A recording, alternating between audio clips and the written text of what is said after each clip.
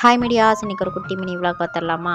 எப்பயும் போல் மறுபடியும் கிச்சனுக்கு சீக்கிரமாக வந்தாச்சுங்க. சீக்கிரமானா ஒரு 7 மணிக்கெல்லாம் வந்தாச்சு. ஏன்னா நான் எந்திரிக்கிறதே வந்து பார்த்திங்கன்னா 6, 6:30 ஆயிரும். அதுக்கப்புறம் 7 மணிக்கு தான் உள்ளே வந்து இந்த சமையல் வேலையை ஸ்டார்ட் பண்ணுவேன். கபீஸ் குட்டிக்கு வேன் வந்து 9:30 ஆயிருங்க வர்றதுக்கு. அதனால தான் கொஞ்சம் நான் லேட்டாகி எந்திரிக்கிறது. ஸ்கூல் லீவுன்னு சொல்கிறப்ப ரொம்ப ஜாலியாக இருக்குங்க. மறுபடியும் ஓப்பன் பண்ணும்போது இவங்களை கிளப்பி அனுப்புறதுக்குள்ளே எனக்கு போதும் போதும்னு ஆயிரும். என்னடா இவ்வளோ ஜாலியாக எந்திரிச்சு கிளம்பி போகிறோன்னு தானே பார்க்குறீங்க.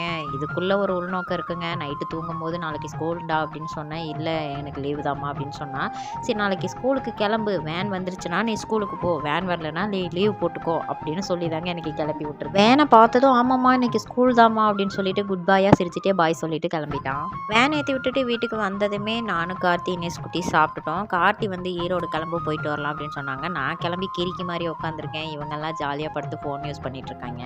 இவங்களெல்லாம் கிளம்ப வைக்கிறதுக்கு ஒரே வழிதான் இருக்குது. டே கொஞ்சம் தள்ளிப்பட தூக்கம் வர மாதிரி இருக்குது அப்படின்னு தாங்க சொன்னேன். உடனே எந்திரிச்சு எல்லாருமே கிளம்பி வெளியே வந்துட்டாங்க. ஈரோடு ஃபுல் டிராஃபிக்குங்க. நம்ம எங்கே போனாலுமே இதே மாதிரி டிராஃபிக்காக தான் இருக்குது. ஈரோட்டில் நம்ம எங்கே வந்திருக்கோம்னு பார்த்தீங்கன்னா நகை கடைக்கு தாங்க வந்திருக்கோம். சொக்க தங்கம் ஜுவல்லரி, சொக்க வைக்கும் ஜுவல்லரி. கையில் வந்து சுத்தமாக அமௌண்ட் இல்லைங்க. எனக்கு ஒரு 3 மாதமாக உடம்பு சரியில்லாமல் இருந்தப்போ கார்த்தி என்னை பார்த்துட்டு வேலைக்கு எதுவுமே போகலை. அப்படி இருந்துமே வந்து வீட்டு வாடகை, வீட்டில் இருக்க செலவு எல்லாத்தையுமே வந்து சமாளித்து வந்துட்டோம். ஸோ தீபாவளிக்கு குழந்தைங்களுக்கெல்லாம் ட்ரெஸ் எடுக்கணும்ல. எனக்கும் கார்த்திக்கு கடன் வாங்குறது சுத்தமாக பிடிக்காது. ஸோ நம்ம ஏதாவது ஒரு தேவைக்கு வந்து இதை யூஸ் பண்ணிக்கலாம் அப்படின்னு சொல்லி தான் நாங்கள் கையில் அமௌண்ட் இருக்கிறப்போ வந்து நகை வாங்கி வச்சது. ஸோ இப்போ அமௌண்ட் இல்லை அப்படிங்கிறனால நம்ம வச்சுக்கலாம் அப்படின்னு சொல்லிட்டு தான் நான் கார்த்தியை கூட்டிகிட்டு வந்துட்டேன். வந்துட்டு எதுவுமே வாங்கி கொடுக்காம போனால் எப்படி அப்படின்னு சொல்லிட்டு எனக்கு மட்டும் சிக்கன் பிரியாணி வாங்கி கொடுத்துட்டாங்க. பார்சல் வீட்டில் போய் சாப்பிட்டுக்கிறேன் அப்படின்னு சொல்லிட்டேன்.